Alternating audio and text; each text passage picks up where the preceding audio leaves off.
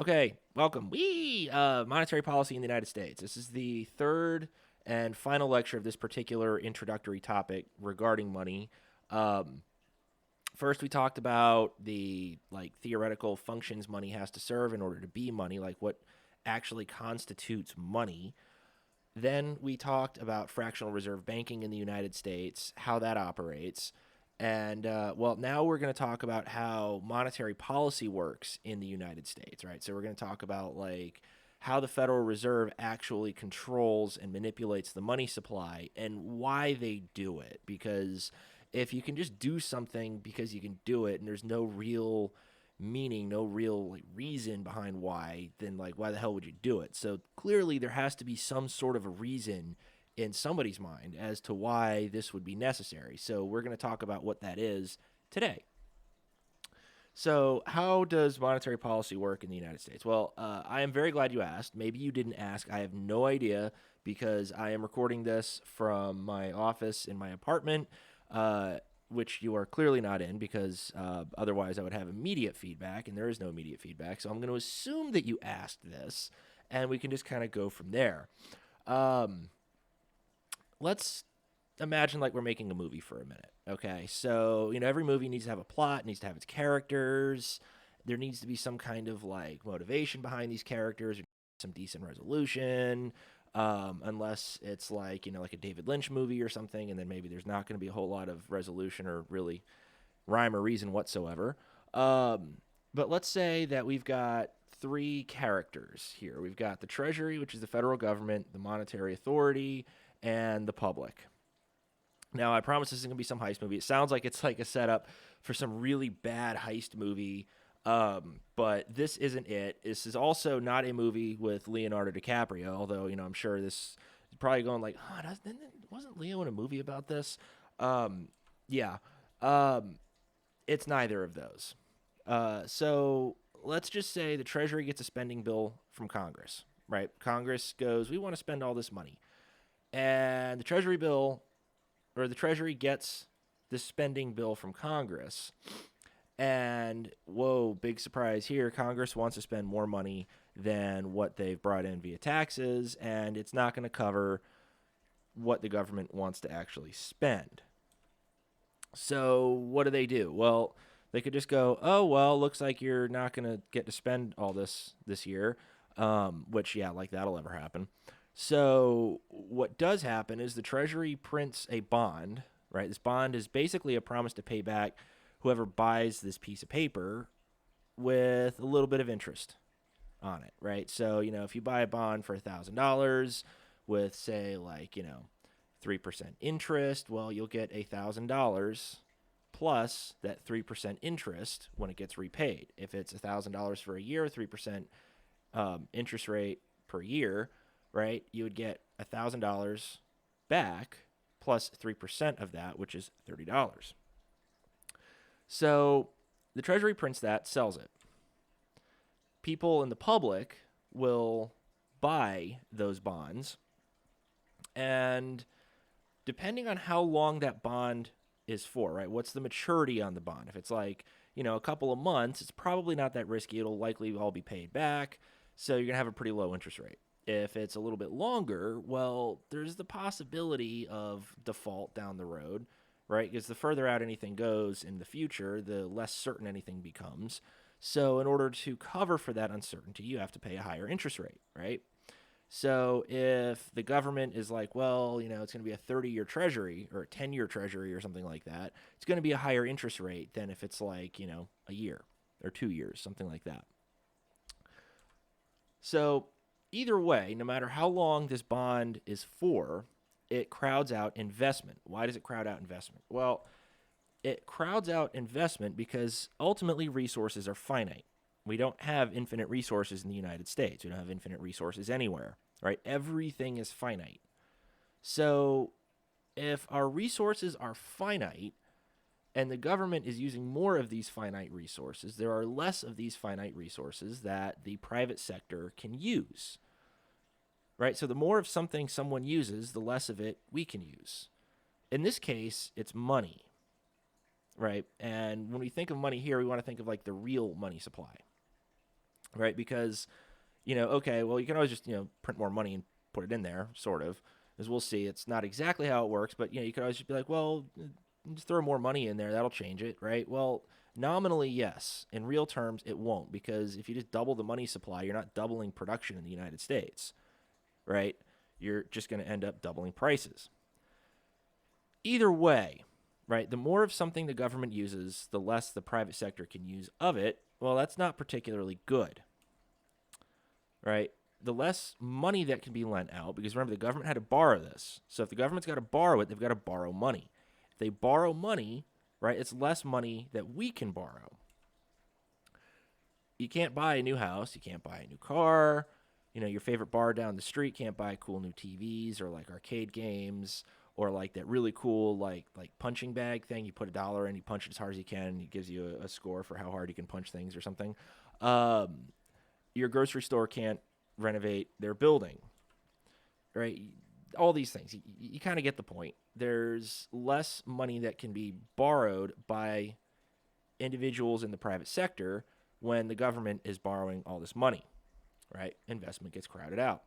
This is where the Federal Reserve can come in, right? They'll look at how the economy is doing overall. They operate via what's known as a dual mandate, meaning they want to monitor how unemployment and inflation are doing.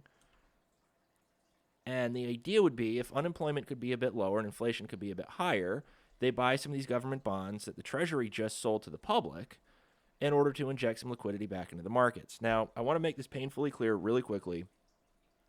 The Federal Reserve doesn't buy bonds directly from the Treasury. The Treasury sells the bonds to the public.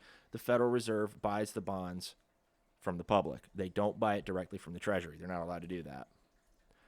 Now, with more liquidity, right, with more money floating around, we're going to have lower interest rates. Why? Well, because money is cheaper to borrow. If there's more of it, there's more money floating around, right? Interest rates are going to be lower because, well, it's the opportunity cost of holding on to idle cash. So if that opportunity cost is lower, well, you can buy your new car. Whee!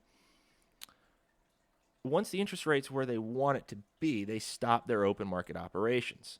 Now, I'm going to say this to clear up any confusion really quickly. They don't dictate what interest rates will be and force banks to set that as their interest rate, right? So if they're like, we want interest rates to be 0.25%, they don't force banks to set interest rates based on 0.25% for their policy rate.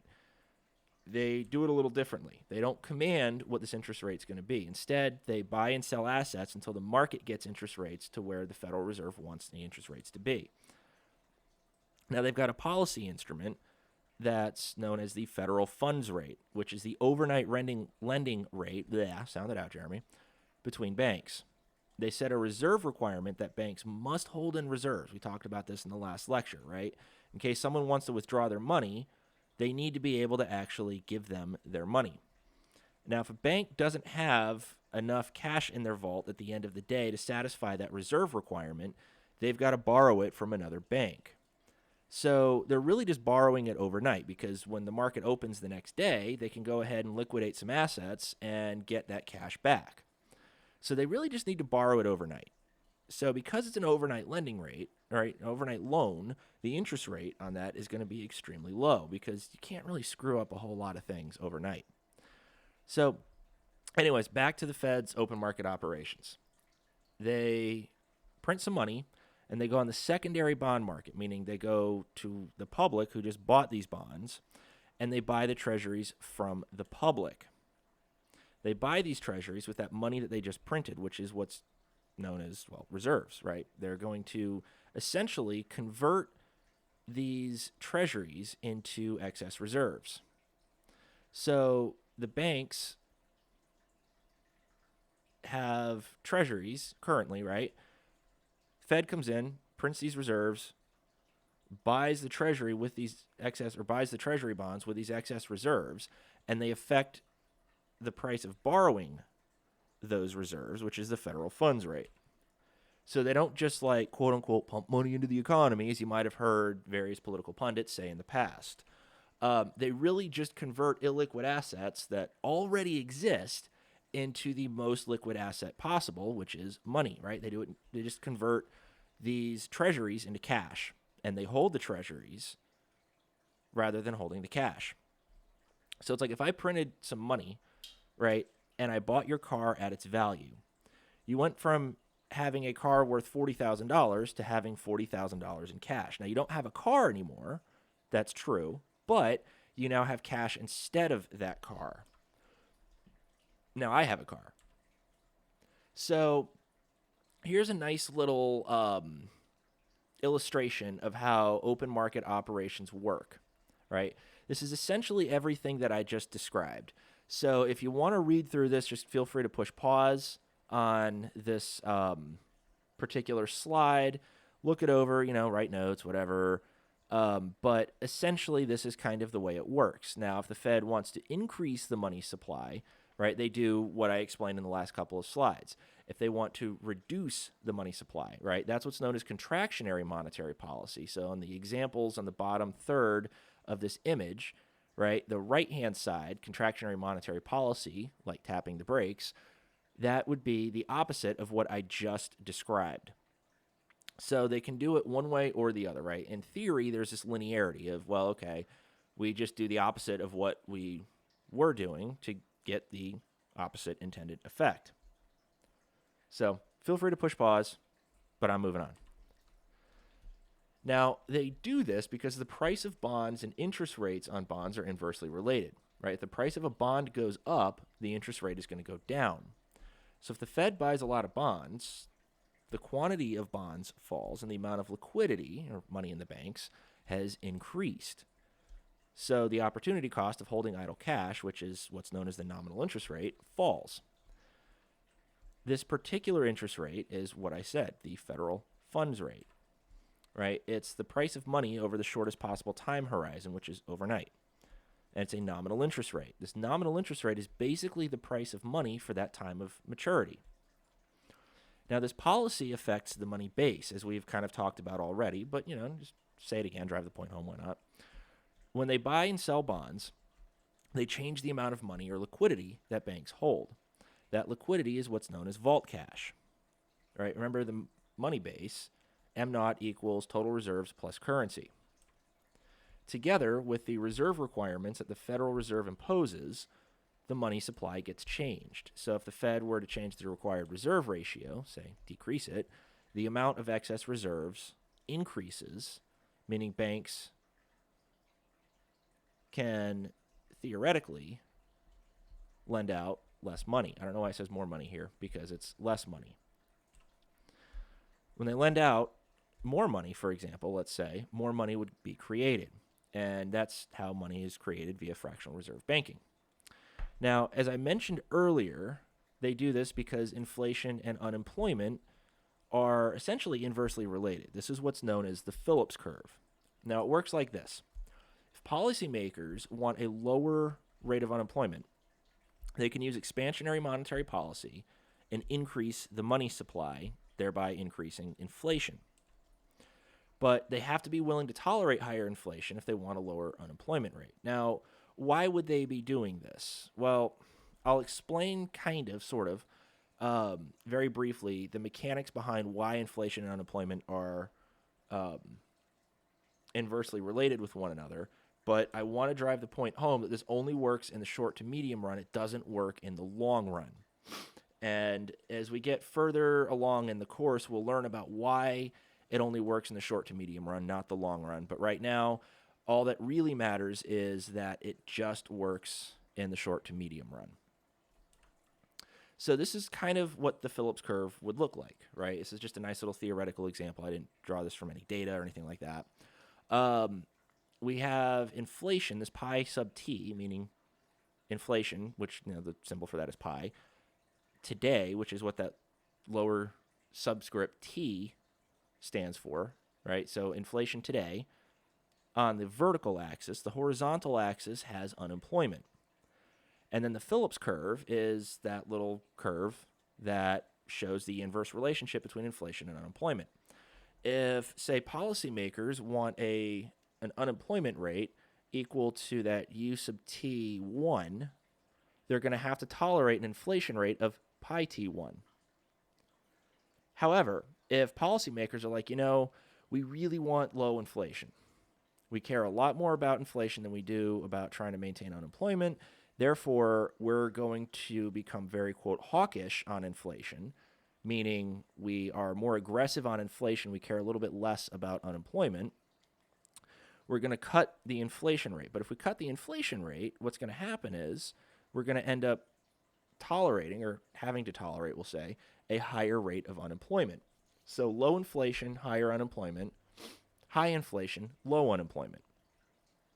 Now, how does this look using real world data? Now, granted, this is not a Phillips curve, right? This is just plotting out data of the unemployment rate and the inflation rate, which we're using the core PCE inflation rate here. And you can see in the long run, there's really not a whole lot of a relationship, right? So if you were to take the starting point and the ending point for both of these plots and connect a line between them, you'll see there's really not a whole lot of like co-movement going on. But in the shorter run, right, let's look at like 2008-ish to 2010. Well, you can see the unemployment rate spikes up rather dramatically, and the inflation rate drops rather dramatically. And then probably around 2009, you can see that the unemployment rate starts to fall as the inflation rate spikes up. So in the short run, we can see that inflation and unemployment are in fact inversely related, right? And there's a couple other examples you can see here, right? There's 2020. There is, let's see, like probably 2002, 2003-ish, up to, well, really 2007, 2008. You can see that unemployment is falling as inflation is kind of going up a little bit. So you can see there are multiple examples where in the short to medium run, inflation and unemployment are inversely related, but in the long run, right, 1990, 2021, you connect the 2 points, you go, well, there's really not a whole lot of movement going on there. Now, why does this work? Well, this works because monetary policy really manages demand-side fluctuations. It's not very good at dealing with supply-side movements, but it's very good with demand-side stuff. So theoretically, right, if you were to increase demand along an upward sloping supply curve, just draw demand and supply, right, and then move the demand curve to the right, what happens? Well, you increase prices, but output increases as well. So if you cause a demand shock, a positive demand shock, excuse that burp, that means more people want more things. If more people want more things, firms have to produce more things in order to satisfy that demand. Now, let's assume that production is a function of labor and capital. Well, it's actually a not very restrictive assumption at all, right? Production is a function of labor and capital. You need people and you need some stuff, and the people put the stuff together to make things, right? So production is a function of labor and capital.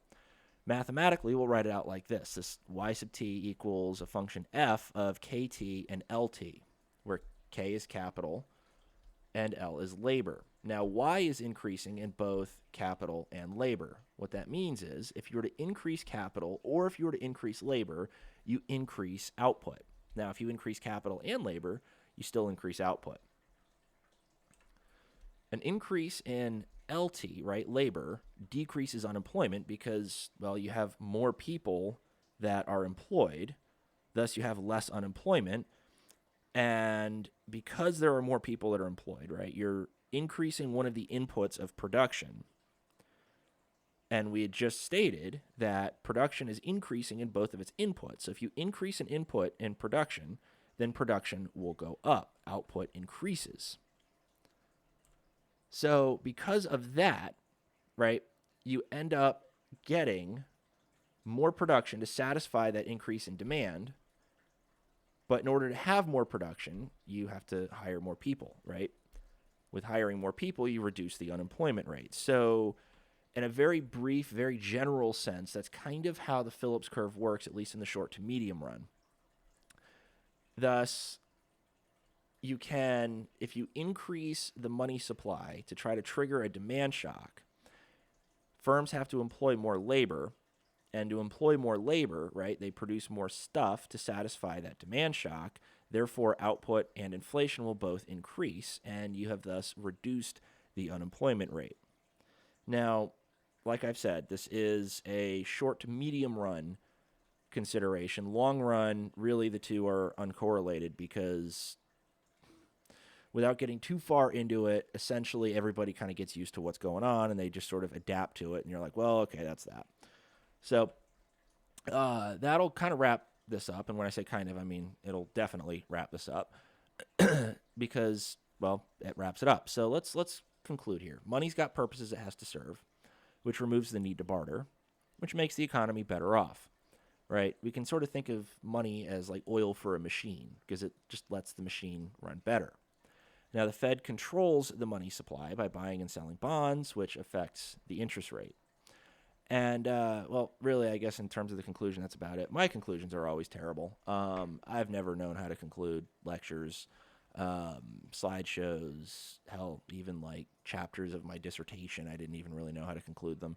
I'm just kind of terrible at it. So anyways, this concludes this topic of lectures. There's going to be, well, obviously more coming because we've got like, 14, 15 weeks of the course left. I'm not just going to be like, oh, here's a week's worth of lectures and then just you're done. As nice as that would be for you, that's not very good for me. And in the long run, that's not really very good for you either. So in the meantime, I hope you enjoyed the video. There will be, of course, a problem set to come out with this as well. And be on the lookout for another round of lectures. Thank you for watching.